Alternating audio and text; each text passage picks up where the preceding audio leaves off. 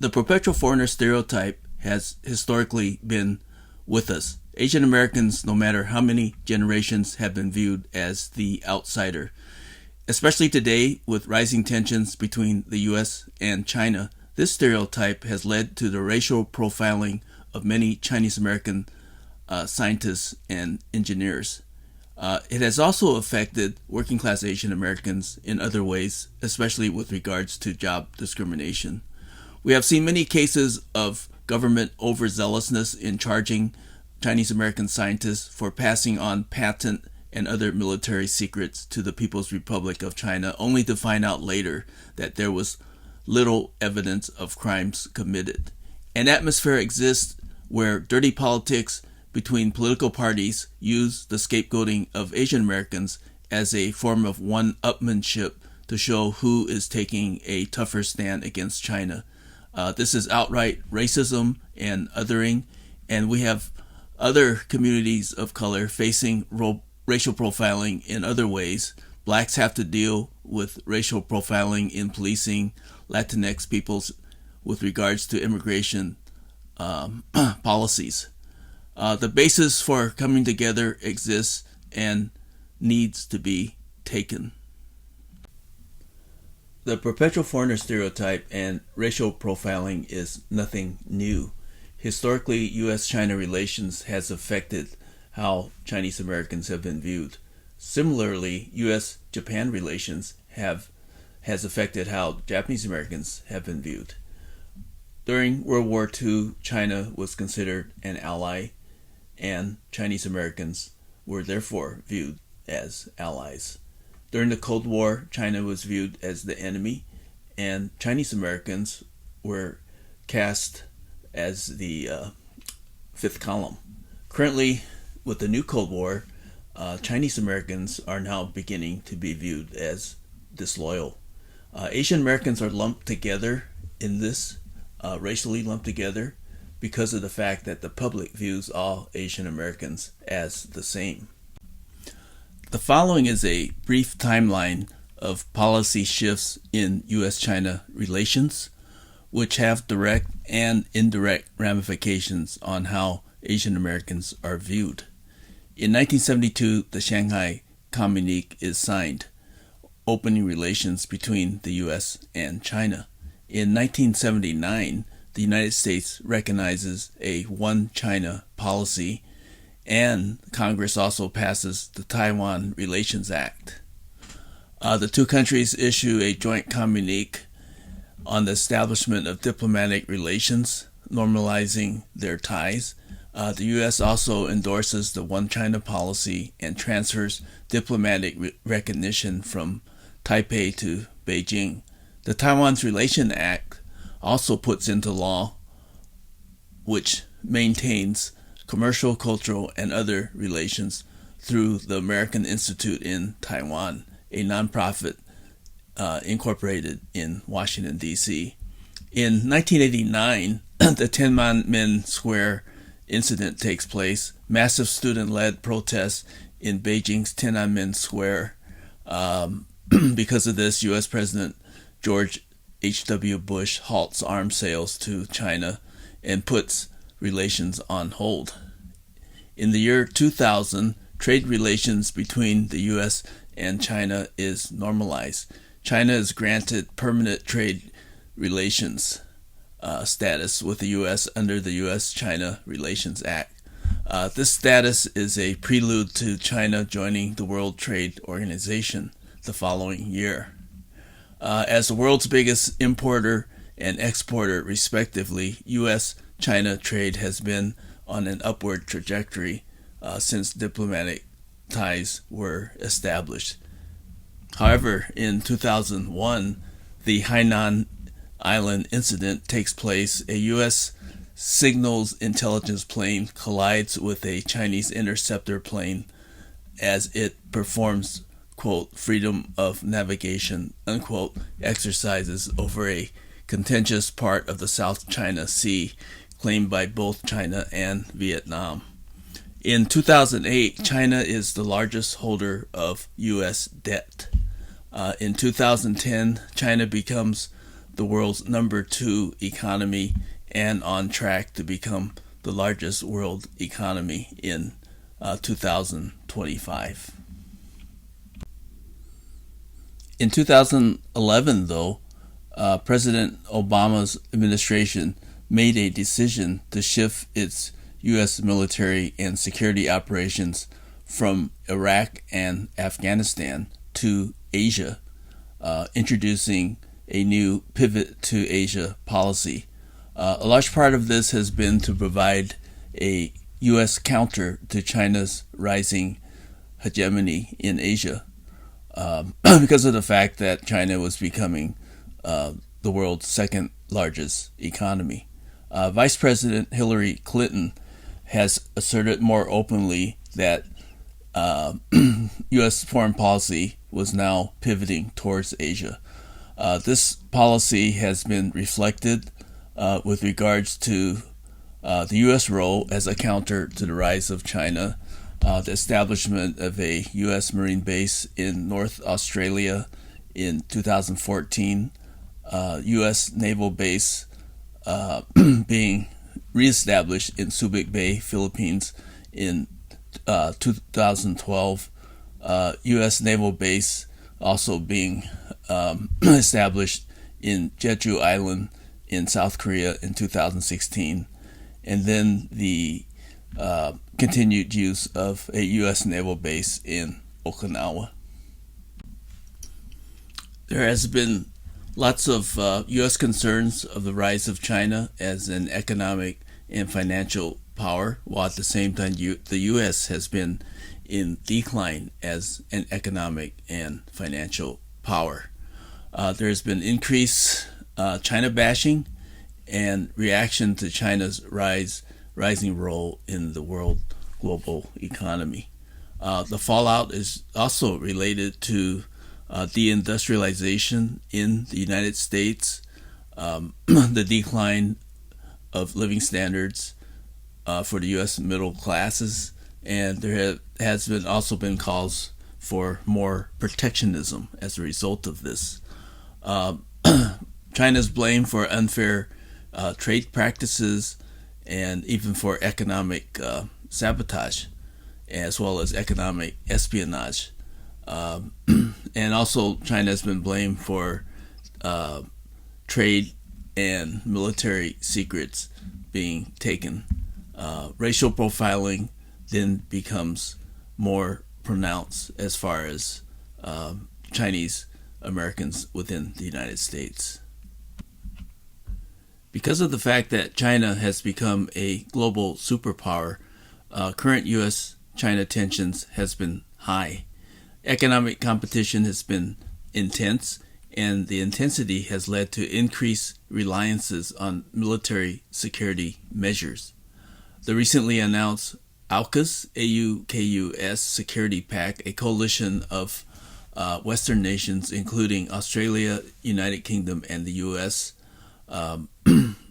recently provided Australia with nuclear-powered submarines.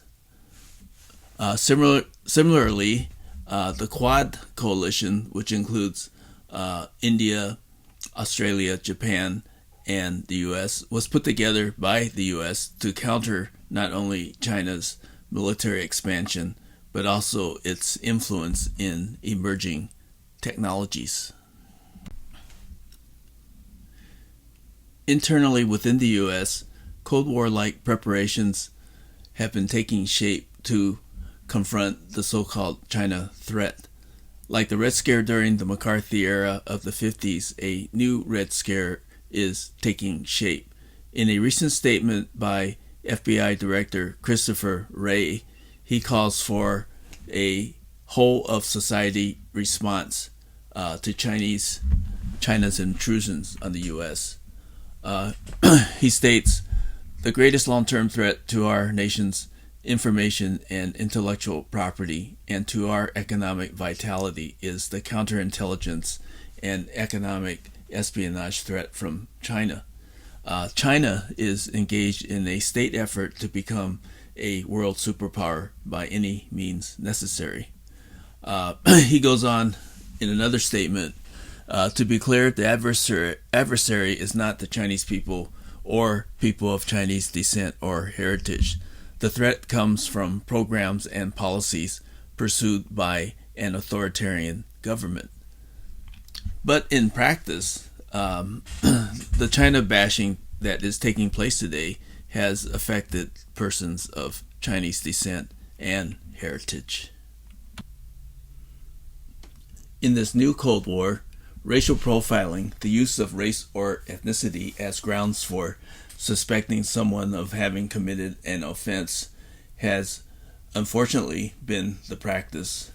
The Cold War of the 1950s is being repeated in the 21st century. The decline in U.S.-China relations has led to the lack of cooperation between the two countries in dealing with things such as solutions to the pandemic, and increased adversarial talks are moving increasingly towards military conflict. Mongophobia, the fear or dislike of Asians, is on the rise.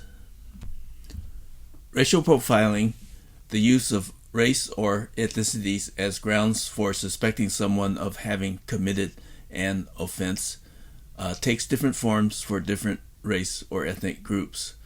African Americans racially profiled as criminals, Latinos as illegals, Muslims as terrorists, and now Asian Americans as spies. Asian Americans, despite stellar success in the professions, the perpetual foreigner myth can lead to racial profiling. We cannot get rid of the thought that the FBI is reading every one of our emails and listening to our phone conversations to find something. I am determined to move on, but that's there, stated Professor Joyce Xi, head of the physics department at Temple University. Professor Xi was falsely accused of passing U.S. patented technology to China. His case was dismissed with no evidence found. In 1996, racial profiling of Asian Americans took the form of stereotyping Asian Americans as influence peddlers. The Republican Party portrayed the Democratic Party candidates as being receptors of illegal soft money donations from Asia, and behind that from the PRC, People's Republic of China. Accusations of illegal campaign finance monies led to perpetual foreigner stereotyping and racial profiling of Asian Americans. In the 1996 presidential elections, Democratic National Committee DNC fundraiser John Wong was accused of accepting Asian soft monies from donors in Asia, including monies from the Lippo Group from Indonesia, Chon Am America from South Korea, and Xilai Temple from Taiwan. Subsequently, all Asian American donors were subjected then to racial profiling, and all donors were investigated by the DNC and the FBI as to the sources of their monies. In the 1997 issue of the Conservative National Review, racially stereotyped images of vice presidential candidate Al Gore as a Buddhist monk presidential candidate, Bill Clinton as a houseboy, and Hillary Clinton as a red guard were untastefully portrayed on the front page cover. So in 1 year's time, the image of Asian Americans as influence peddlers and the stereotype characterization of Asian Americans began to connect the idea that Asian American donors who donated into political campaigns were harmful to the election system in the United States. National Review editor John O'Sullivan's response to student protesters in 1997 was, "This was not racism. The National Review was using racial stereotypes in a non-stereotype way. They are not going to get an apology. These groups clearly have to make an issue out of it in order to keep going," referring to the Asian American organizations that were protesting. "I have talked to Asian Americans who are not offended." 2009, the cover of National Review, U.S. Supreme Court nominee Sonia Sotomayor is portrayed in an orientalized stereotype of a monk with slanted eyes. The Oriental stereotype was not just in the National Review. In 1999, a New York Post cartoon had a slanty-eyed presidential candidate, Bill Clinton, stating, "Let me assure the American people that this administration has not sold out to the Chinese," implying that this candidate was a dupe funded by China. More slant-eyed Orientals were portrayed left to right.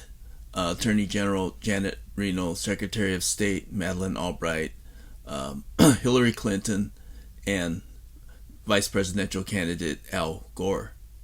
All of this reminiscent of the anti-Asian agitation during the Asian exclusion period. These slant-eyed portrayals served the purpose with its message of yellow peril being manipulated from China.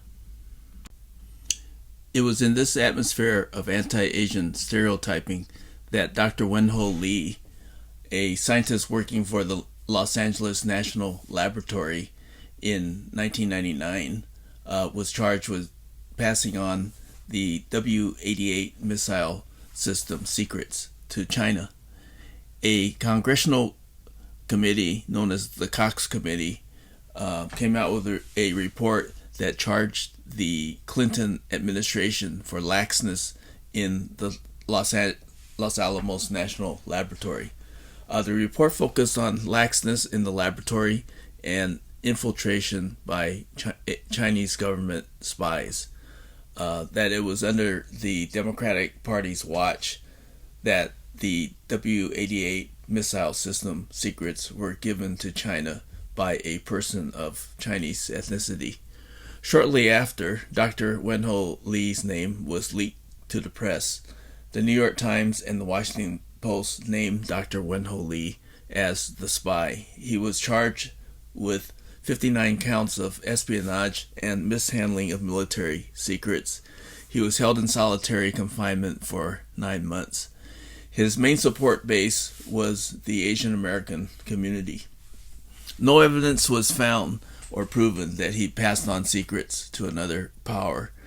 There was a plea bargain arrangement made for laxness in lab security, taking files from a higher level of security and moving them to a secondary level of security, something that was done often. An apology was made to Dr. Wenho Lee by Judge Parker in 2000, and a defamation of character suit was filed against the media, which had named Dr. Wenho Lee as the spy. He received a $1.6 million settlement. On April 1st, 2001, Hainan Island in the South China Seas, a U.S. EP-3 surveillance plane collided with a People's Republic of China J-8 fighter jet. The Chinese pilot crashed to his death, and the 24 U.S. airmen on the other plane were forced to land and detained on Hainan Island itself. An international crisis occurred. The China side demanded a U.S. apology before releasing the U.S. airmen. A partial apology was made by the U.S. in a letter from U.S. Ambassador John Brewer to PRC Foreign Minister Tang Jia-xuan.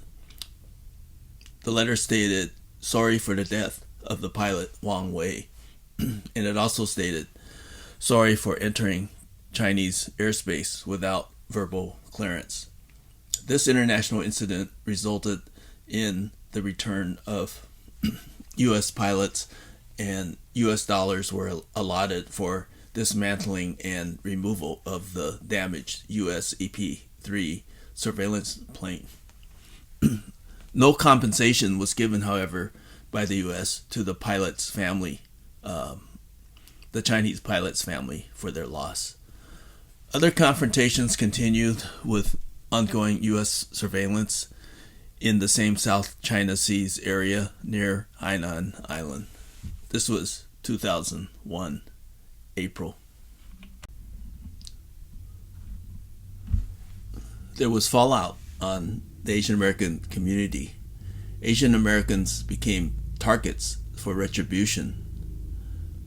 In the Chinese restaurant cartoon by Oliphant, a nationally syndicated cartoon made fun of the Chinese response to the Hainan Island incident.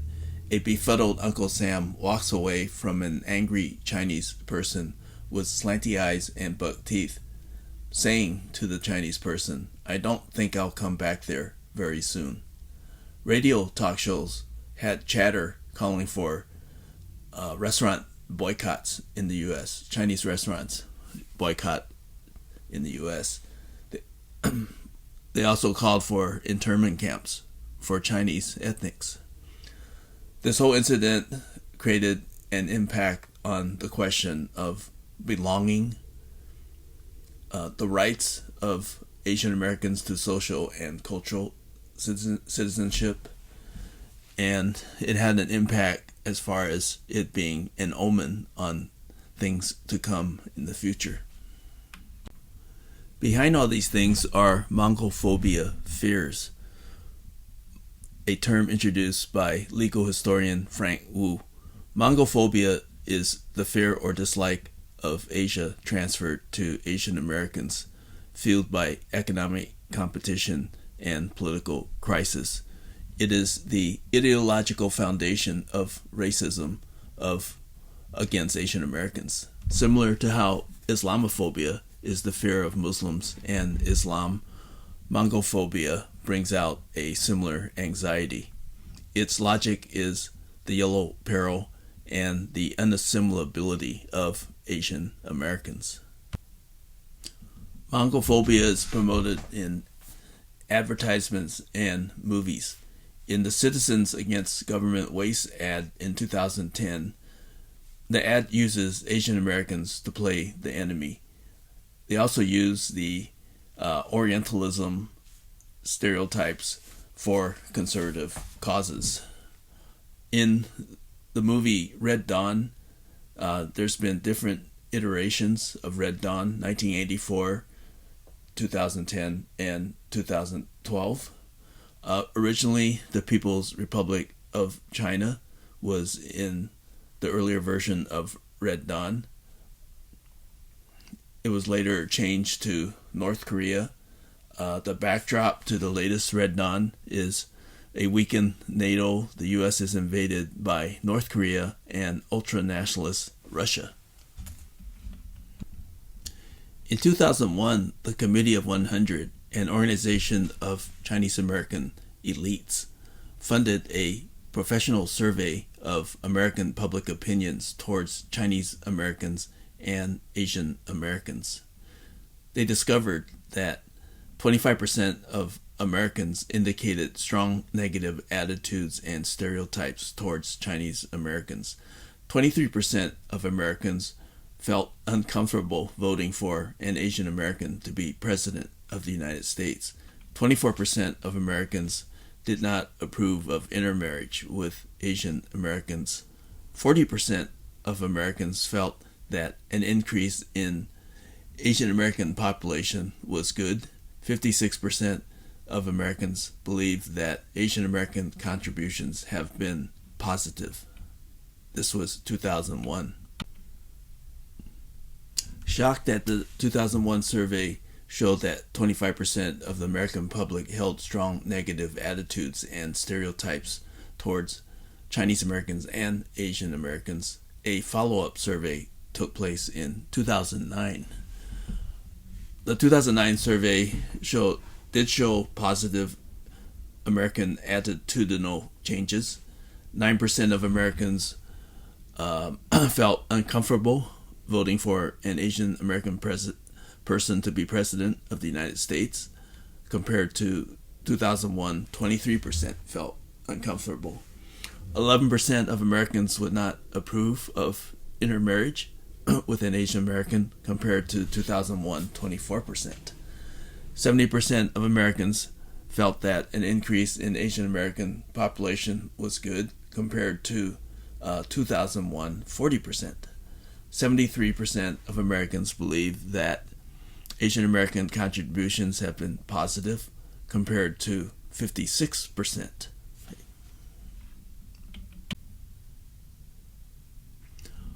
While the survey in 2009 showed improvement in the image of Chinese and Asian Americans in the country, it also found that some stereotypes have not changed since 2001, especially around the question of loyalty. There's been increased suspicions about the loyalty of Asian Americans. 45% of the American public believe that Asian Americans are more loyal to their countries of ancestry than to the United States. 2001, it was 37%. 2009, 45%. Over the question of loyalty to the United States over China, there were disparities between how Chinese Americans view their loyalty to the U.S. and how the general public feels about Chinese American loyalty. Approximately 75% of the Chinese Americans stated that Chinese Americans would support the U.S. in military or economic conflicts, but only 56% of the general public believed that Chinese Americans would support the U.S. in such conflicts. On the question of perceived Asian American achievements, 56% of the general population feel Asian Americans often or always achieve a higher degree of overall success than other Americans. A majority of Chinese Americans, 56%, also share this view. The general population thinks of Asian Americans as being educated, having strong family values, hardworking, intellectually bright, and committing less crime than other ethnic groups. These images have not changed since 2001. On the question of economic espionage, 2 in 5 Americans believe Chinese Americans and immigrants pose a security threat. Many Chinese immigrants and Chinese Americans work for U.S. government and U.S. companies as researchers, scientists, and engineers. The question was asked, do you think these individuals pose a security risk to the U.S.? The American public in general response, 41.5% say yes. Chinese American response, 22% say yes. The question was asked, do you think Chinese immigrants and Chinese Americans face discrimination at work in the U.S.? The American public's response, 54.5% say yes. Chinese American response, 76% say yes. If 2 out of 5 survey respondents believe that Chinese Americans pose a security threat, this then can show that Chinese American professionals can be susceptible to racial profiling. If the majority of the public believes that Asian Americans are hardworking and highly educated, it is not enough to overshadow the suspicions of disloyalty. In 2015, National Weather Service hydrologist Sherry Chen was accused of espionage. She was charged with 4 felonies, including the use of stolen password to download data to national infrastructures and lying about a meeting with a Chinese official. From 2013, Chinese ethnicity became a focal point for indictments under Economic Espionage Act. Sherry Chen was arrested and faced 25 years in prison and $1 million fines. She was suspended from her job, and then the charges against her were then abruptly dropped without explanation. Currently, Sherry Chen is awaiting still for reinstatement to the National Weather Service. That same year, Dr. Joyce Xi, a naturalized U.S. citizen who was chair of the Temple University's physics department, was accused of supplying restricted American technology to China, a pocket heater design used in semiconductor research. Xi was arrested along with his wife by 12 FBI agents. He faced 60 years of imprisonment and a $1 million penalty. The charges were eventually dropped when independent scientists discovered prosecutors had misconstrued or misunderstood evidence against him. His contact with Chinese scientists was academic in nature and did not involve restricted technology. His contacts with Chinese scientists were purely academic and not espionage.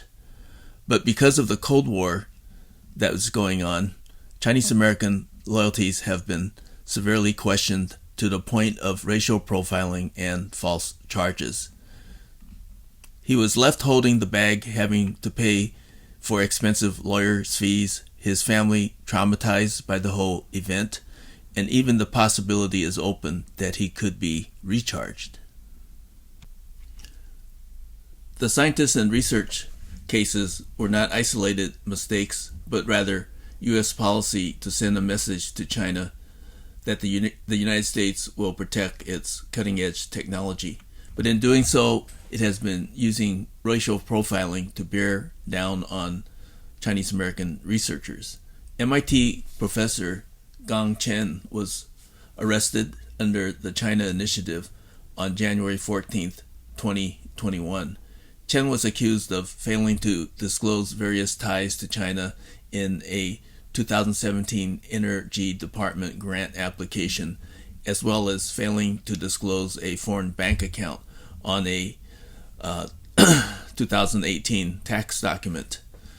"We thought we had achieved the American dream," Chen said, "until this nightmare happened." He was placed on academic leave for nearly a year as the federal charges hung over him.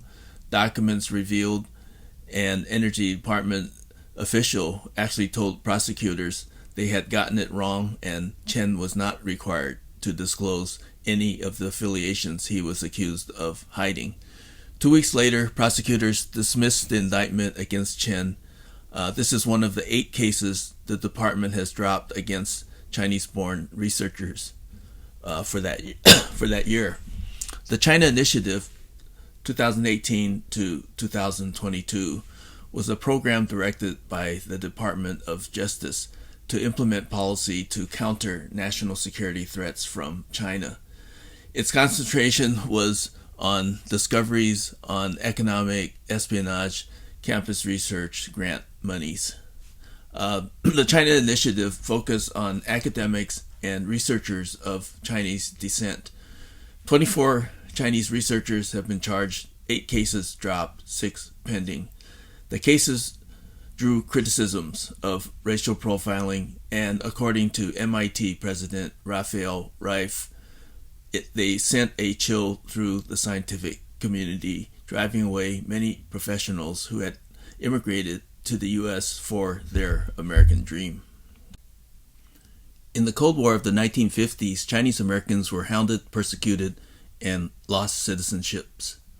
Mr. Kai Dare was a World War II Army veteran. He was also a SF Chinatown leader and member of the Chinese American Democratic Youth League, also known as Munqing, a group that supported recognition of the People's Republic of China during the Cold War period.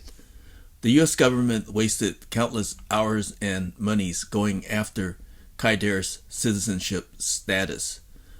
His citizenship status was stripped, and he was made into a stateless person, which meant that if he should leave the borders of the United States, he would not be allowed to return back.